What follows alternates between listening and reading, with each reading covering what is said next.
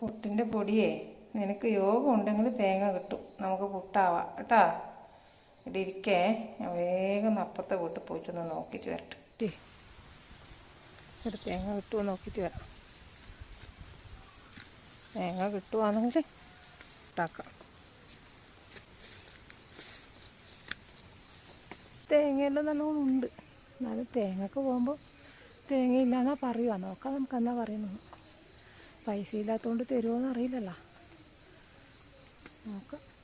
ഇടയ്ക്കെല്ലാം തരേണ്ടത് ഇപ്പം പറിക്കുമ്പോൾ. ഇപ്പം പിന്നെ തേങ്ങക്ക് ഭയങ്കര പൈസ ആയതുകൊണ്ട് തരാൻ സാധ്യത കുറവാണ്. തേങ്ങയുടെ കൂട്ടിയിട്ടിട്ട് കാണുന്നുണ്ട്. നമുക്ക് പോയി ചോദിച്ചു നോക്കാം എങ്ങനെ ഉണ്ടാവും, കിട്ടുമോയെന്ന് അറിയാലോ. നോക്കട്ടെ കേട്ടോ. കിട്ടിയിട്ടുണ്ടെങ്കിൽ ഇന്ന് നമുക്ക് പുട്ടാക്കാം, ഇല്ലെങ്കിൽ പിന്നെ അവലിട്ടിട്ട് പുട്ടാക്കാം. അപ്പം എപ്പോൾ അവലാകുമ്പോൾ കുഞ്ഞൊന്നും തിന്നില്ല, അതുകൊണ്ടാണ് തേങ്ങക്ക് പീടിയിൽ പോയിട്ടും കിട്ടിയിട്ടായിരുന്നതാ. സരസ്വതി അമ്മേ, സരസ്വതി അമ്മേ എണ്ണീച്ചിട്ടേ രാവിലെ തേങ്ങ ഉണ്ടാ? ഒരു തേങ്ങ എടുക്കാനുണ്ടാവുക. ഇന്ന് ഏട്ടൻ പണിക്കും പോയിട്ടാ കൂലിയും കിട്ടിയിട്ടേ.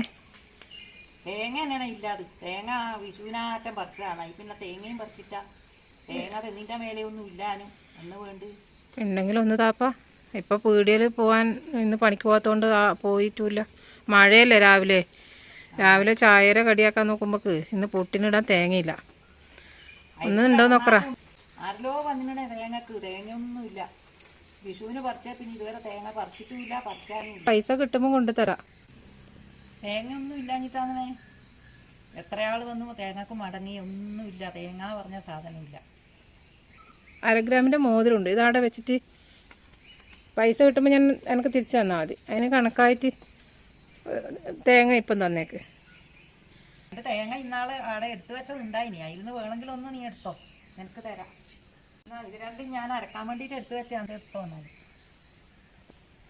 പണ്ടേ 10 തെങ്ങ് വെച്ചത് എത്ര നന്നായി.